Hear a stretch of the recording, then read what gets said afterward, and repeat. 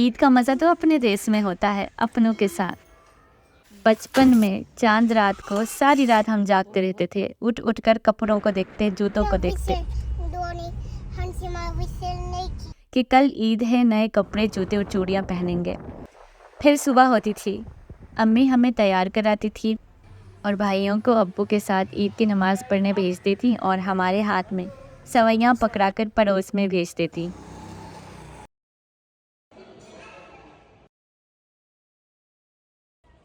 और अब जब ये सब सोचती हूँ तो आंखें भर आती हैं और सब कुछ एक ख्वाब सा लगता है, हसीन सा ख्वाब। जब हम बड़े होते हैं तो सब कुछ कितना बदल जाता है और अब हमारे बच्चे ईद मना रहे हैं और यहाँ की ईदें ऐसी होती हैं, ना किसी के आने की खुशी, ना किसी के जाने का गम।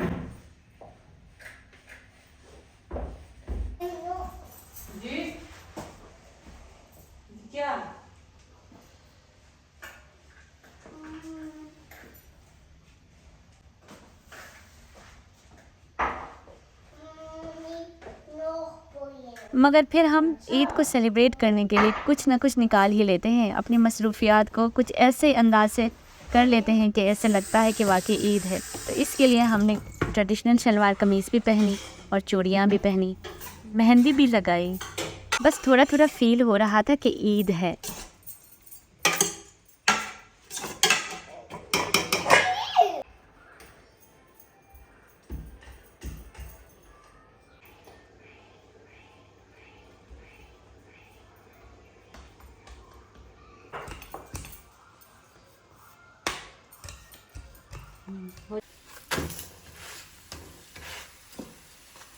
परदेश में ईद कैसे गुजरती है, पहले तो हम खाली सोचा करते थे।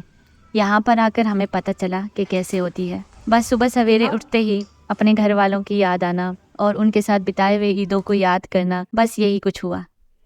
तो फिर हमने सोचा कि क्यों ना अपनी ईद को थोड़ा सा हम लोग स्पेशल बनाएं, इंजॉय करें।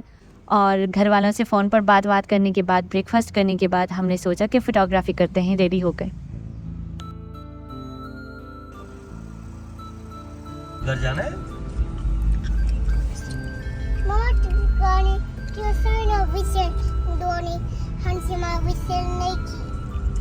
गाड़ी क्या सवा?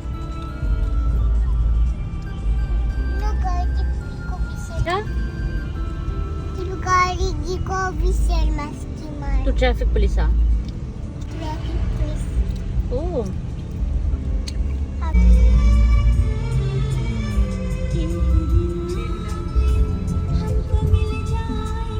आधा दिन घर में गुजारने के बाद हम अर्शान को लेकर बाहर चले गए।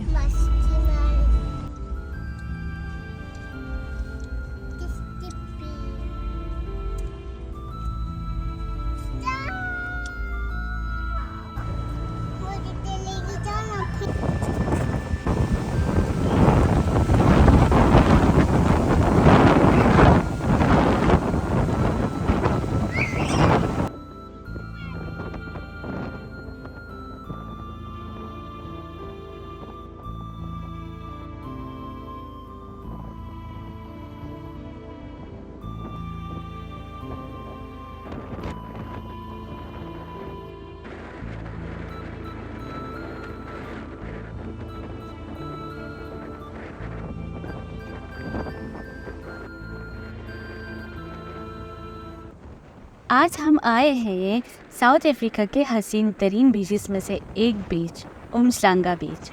यहाँ पर हम अक्सर आते रहते हैं। डर्बन सिटी अपने बीचेस के लिए बहुत मशहूर है और हमें सबसे ज़्यादा पसंद उमस्लांगा बीच है। ये टूरिस्ट के लिए बहुत ज़्यादा अट्रैक्टिव स्पेस है। यहाँ पर हम जॉगिंग करने आते हैं अक्सर और कॉफ़ी पीते हैं और अर्शान को खिलाते हैं और यहाँ के सुनहरे रेत और इंडियन ओशन के गर्म पानी को बहुत इंजॉय करते हैं।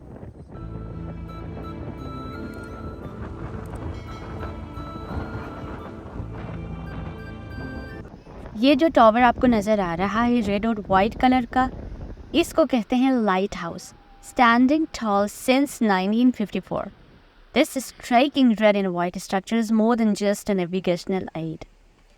इसे मरीन हेरिटेज का एक सिंबल भी कहा जाता है। इस लाइट हाउस की लंबाई 21 मीटर हाई है और इसकी रोशनी को 24 मील दूर तक भी देखी जा सकती है। ये लाइट हाउस सेफली शिप्स को साहिल तक पहुंचाती है। ये लाइट हाउस एक चट्टान पर वाक़ है और फोटोग्राफर्स यहाँ पर आके बहुत मज़ेदार फोटोग्राफी करते हैं, चाहे मॉर्निंग का वक्त हो या शाम का वक्त या सनसेट का वक्त हो। समंदर के किनारे में मौजूद ये लाइट हाउस देखने के काबिल होता है।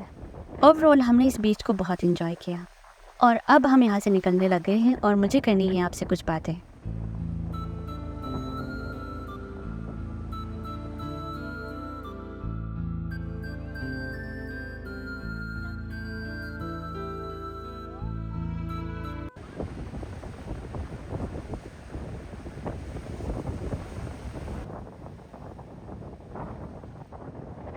आज चूँकि ईद उल अज़हा का दिन है और मैं चाहती हूँ आज के दिन में एक अहम टॉपिक पर बात करूँ, एक अहम मसला मैं कहूँगी, जो कि हमारी ईद उल अज़हा की तकरीबात का हिस्सा बनता जा रहा है, और वो है ईद के दिन कुर्बानी की नुमाइश या फिर उसे हम कह सकते हैं दिखावा। ईद उल अज़हा जो कि कुर्बानी का त्यौहार कहलाता है और इस्लामी कैलेंडर में सबसे अहम ओकेजन्स में त्योहारों में से एक त्यौहार है। इस दिन हज़रत इब्राहीम अलैहिस्सलाम और हज़रत इस्माईल अलैहिस्सलाम ने कुर्बानी दी थी और इनकी कुर्बानी की वजह से हम इस दिन को मनाते हैं। तो इसकी असल रूह कहाँ खो गई है? आजकल क्या कुर्बानी का वो मतलब है जो हम कर रहे हैं, या उसका एसेंस कहीं जाकर दौलत की नुमाइश में छुप गया है? अक्सर सोशल मीडिया पर हमें ये देखने को मिलता है कि कुछ लोग सो कॉल्ड इमदाद के नाम पर मुफ्त की आटे की बोरियां लोगों के गरीबों के हाथों में थमा देते हैं और इमदाद के नाम पर इस तरह से फ़ोटोग्राफ़ी और वीडियोग्राफ़ी कराते हैं और सोशल मीडिया पे उनको फिर डालते हैं जैसे उन्होंने अपने जेब से दिया हो। बिल्कुल इसी तरह ईद उल अज़हा के दिन अगर आप सोशल मीडिया खोलो, हर प्लेटफॉर्म्स पर आपको मिलेंगे महंगे जानवरों की भरपूर नुमाइश, और फिर उनको काटने के बाद उनकी शानदार दावतों का जो सिलसिला होगा वो उनकी तो अलग ही बात है। अक्सर मैंने ये भी देखा है कि ये भी कंपटीशन लगी होती है कि किसका जानवर सबसे महंगा और बड़ा है और किसका जानवर सबसे ज़्यादा सजा हुआ है। इन सब का मकसद क्या है, मुझे आज तक समझ नहीं आया। क्या ये शो ऑफ नहीं है? क्या ये नुमाइश नहीं है?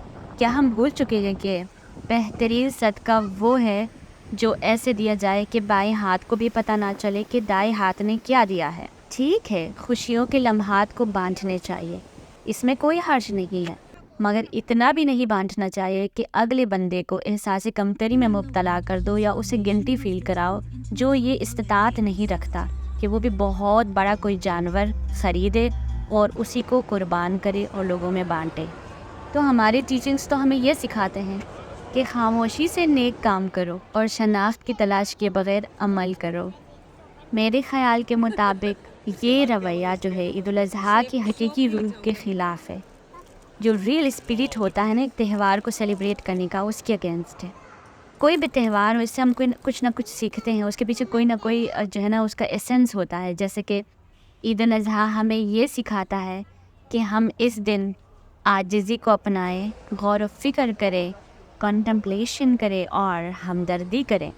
ये हमें बेग़र्ज़ी और सखावत का दर्स देता है, और जब हम इसे दौलत की नुमाइश का मौका बना लेते हैं तो ना सिर्फ हम त्यौहार की असल रूह को, असल स्पिरिट को खो देते हैं, बल्कि उन लोगों में एहसास कमतरी पैदा करते हैं जो ये इस्तात नहीं रखते, और इससे एहसास कमतरी गमगीनी पैदा हो सकती है और ईद की खुशियों और इत्तेहाद को ये चीज़ मुतासर करती है। हमारे फ़ेथ में नीयत का बहुत ज़्यादा इम्पोर्टेंस है। मिसाल के तौर पर हम इबादत कर रहे हैं या सदका दे रहे हैं, कोई भी अच्छा काम कर रहे हैं, तो हम किस नीयत से कर रहे हैं ये ज़्यादा मैटर करता है। हमारा मकसद ये होना चाहिए कि हम अल्लाह ताला की खुशनुदी हासिल करें, न कि दूसरों की मंजूरी। लेकिन हम क्या करते हैं, दूसरे के पॉइंट ऑफ व्यू को इतना अहमियत दे देते हैं कि हम अखलाकियात तक को भी भुला देते हैं। तो आज के दिन के मुनासिबत से मेरा आप सबको यह मैसेज है कि अच्छा काम करो, ज़रूर करो, उसका दिखावा नहीं करो। और ईद उल अज़हा की हकीकी रूह यानी कुर्बानी और हमदर्दी का जो ये हमारे वैल्यूज़ हैं, उनको हम हमेशा अपने साथ रखें।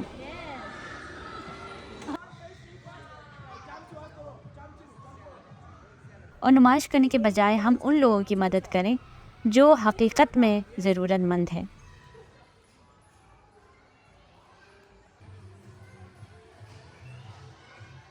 अपनी बरकतों को उन लोगों के साथ बांटें जो इसके हकीकी मुस्तहिक हैं।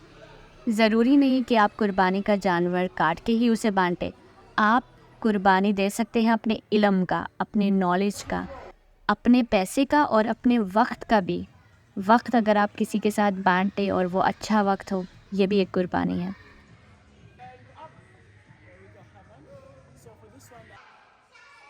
अगर मेरी किसी बात से आप इत्तेफाक नहीं करते हैं तो कमेंट में मुझे ज़रूर बताइएगा। I respect everyone's point of view.